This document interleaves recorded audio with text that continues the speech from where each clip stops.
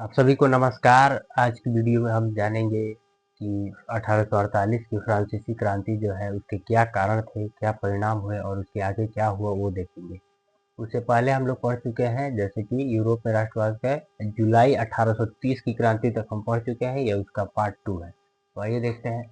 1848 की फ्रांसीसी क्रांति जो थी यह चार्ल्स दशम के इंग्लैंड भाग जाने के बाद वाली स्थितियों में से एक है।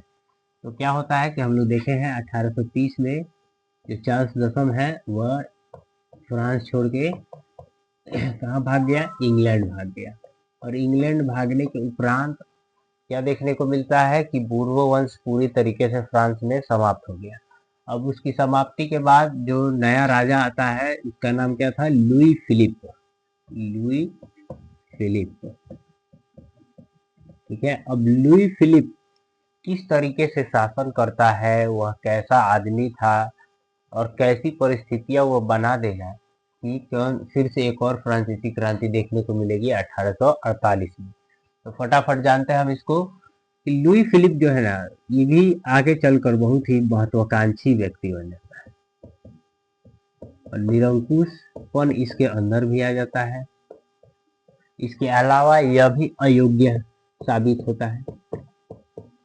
अयोग्य का आप अर्थ जानते ही हैं, जिसको जो किसी के योग्य ना हो कोई भी काम को, ठीक है। तो पहला कारण देखने को क्या मिलता है कि वह अति महत्वाकांक्षी था, निरंकुश था और अयोग्य शासक था। इसने भी एक अपना प्रधानमंत्री नियुक्त किया था, प्रधानमंत्री, जिसका नाम गीजो था। गीजो था, यह भी अभिजात वर्ग का समर्थन करता था। अभिजात वर्ग का समर्थन करता था।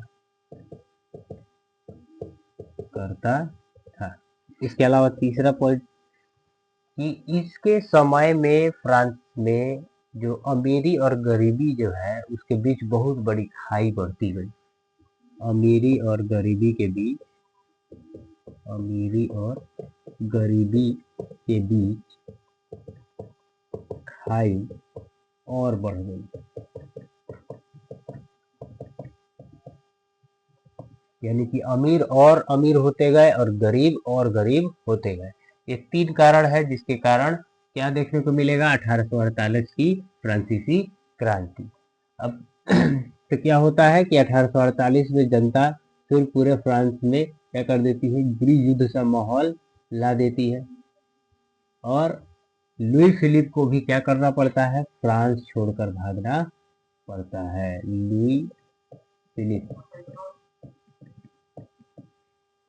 को फ्रांस छोड़ना पड़ा, फ्रांस छोड़ना पड़ा, ठीक है। इसमें एक व्यक्ति है थियर्स, थियर्स के नेतृत्व में यह घटना घटी थी, इसका आंदोलन को चलाया गया था, ठीक है।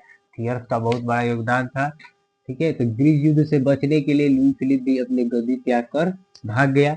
जो प्रधानमंत्री गीजो था उसके द्वारा जितने भी कार्य किए गए थे उस सबको फिर से स्थगित किया गया। फ्रांस में फिर से जो लोकतंत्रात्मक राजतंत्र कायम हुआ, लोकतंत्रात्मक राजतंत्र फिर से कायम हुआ और जो नया राजा बना, नया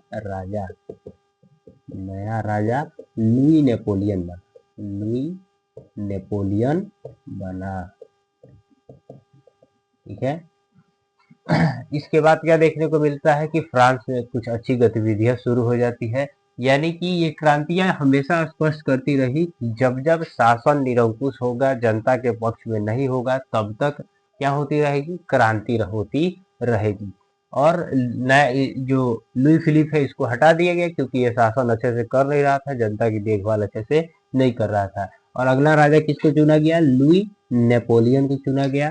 फ्रांस का अगला सम्राट कौन बनता है, लुई फिलिप के बाद लुई नेपोलियन, ठीक है। अब हम लोग दो देश के बारे में महत्वपूर्ण रूप से जानेंगे। एक इटली, जो टॉपिक है इटली का एकीकरण, और दूसरा देश है जर्मनी का एकीकरण, जर्मनी का एकीकरण, ठीक है। तो इटली जो था उस समय 300 खंडों में विभक्त था। सेम हाल जर्मनी का भी ऐसा ही था कि वो भी कितने खंडों में विभक्त था, 300 खंडों में। लेकिन नेपोलियन बोनापार्ट के शासन काल में इन दोनों पर उसके द्वारा क्या किया जाता है, अधिकार किया जाता है। नेपोलियन द्वारा इन क्षेत्रों पर कब्जा, इन क्षेत्रों पर कब्जा किया गया, और कब्जा करने के बाद इटली को 3 राज्यों में बांट दिया गया, एक सिस्पाइन, दूसरा लिगुलियन और तीसरा ट्रांसपेडन। उसी तरह जर्मनी के सभी राज्यों को मिलाकर 39 रियासत में बांटा गया, जिसको जर्मन राइन संघ कहते हैं, जर्मन राइन राज्य कहते हैं या राइन संघ कहते हैं। तो अब हम लोग आगे क्या देखेंगे, इटली और जर्मनी का एकीकरण देखेंगे। उसमें भी सबसे पहले हम लोग इटली का एकीकरण देखेंगे। ठीक है, तो आगे बढ़ते हैं।